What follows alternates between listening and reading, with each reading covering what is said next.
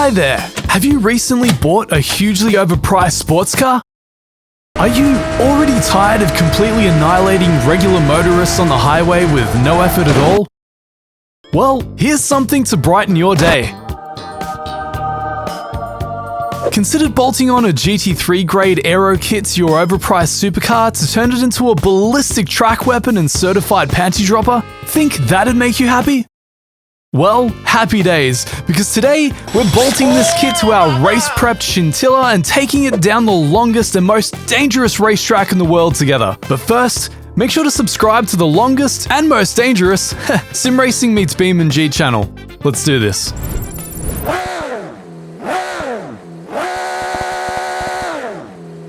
It looks a lot better than it sounds. Welcome to this momentous occasion. So momentous, in fact, that I am talking and driving for the first time in what feels like forever.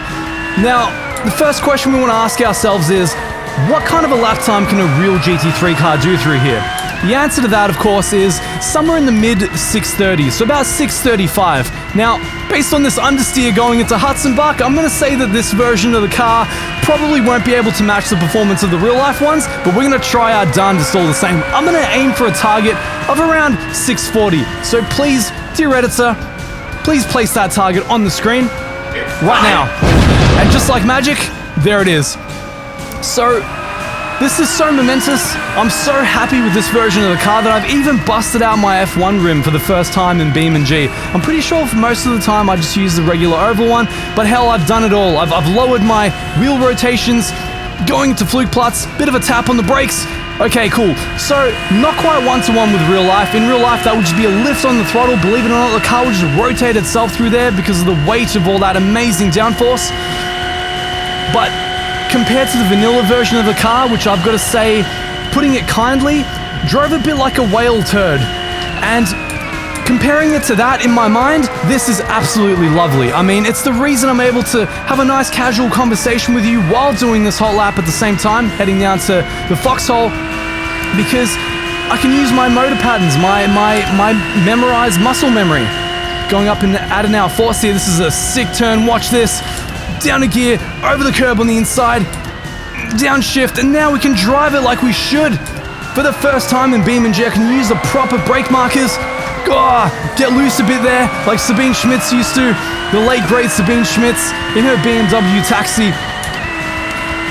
So, this is the GT3 modded Scintilla. You can find it linked down below in the description. Grab it for yourself.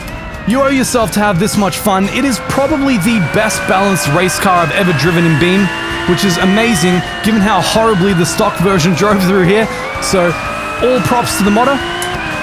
She does need a slight aerodynamic adjustment. She's understeery at high speed.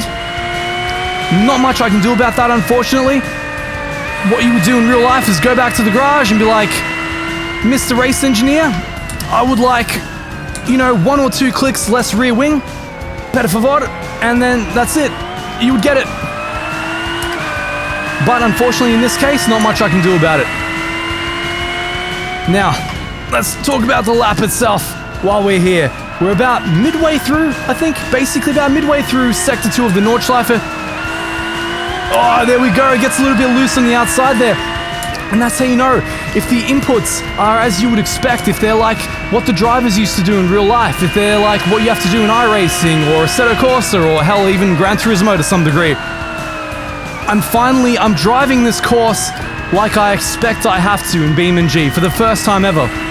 And it goes to show, the aerodynamics in this title probably pack a bit more punch than many of us realized. They just kind of need to be implemented in such a way that you would expect. I mean, this is for the first time that we actually have the proper amount of aero to match a GT3 car, the proper balance of performance to get close to matching a GT3 car.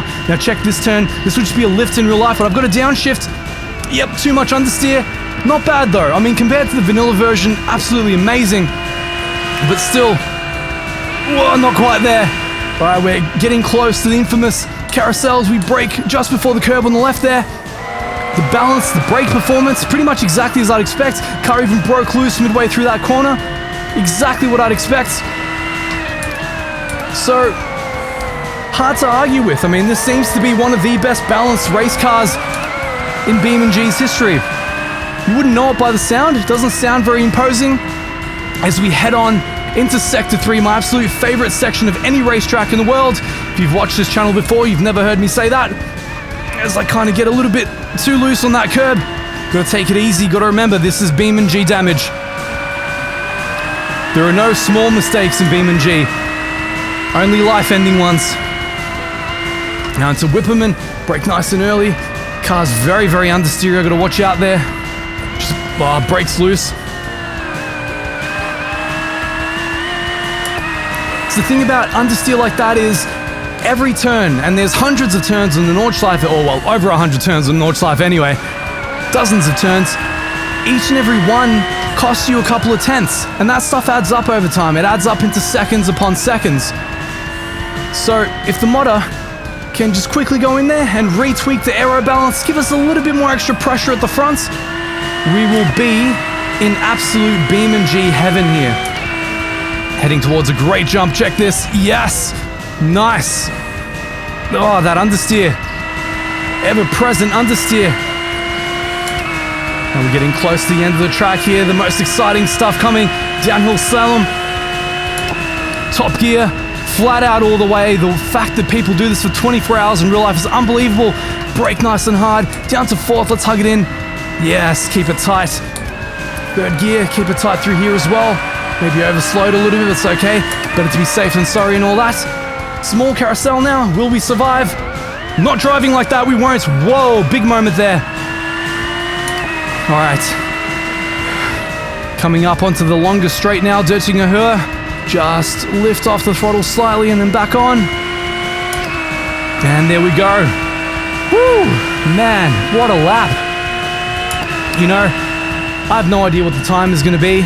But in terms of my inputs and what I expect to do on the Nordschleife, this is the closest I've ever come. Out of all the different race prep versions of the cars, I've just got to keep the throttle off slightly. If I hit the rev limiter here, I've tried to adjust this so the top speed is about similar to what a real-life GT3 car would do. But if I hit the rev limiter, it's going to bounce all the way back, so I've got to make sure that I just don't overdo it slightly. You can see I've got the traction control on there on Corsa mode. Oh no, I bounced off. Traction control acting very much like what you'd expect in a GT car, so really well done there to the devs. They just needed to do everything else a little bit better around it, which this mod has helped highlight, so here we go. 650.7.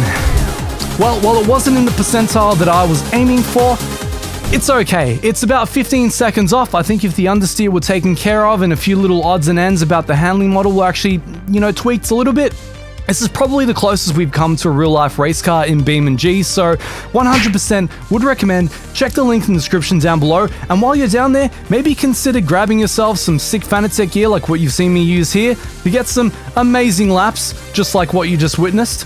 And, of course, while you're down there, subscribe to my guys Muya and Carmighty, the gods of BeamNG content. I'm, after all, just a pretender that spent a little bit too much on a sim rig.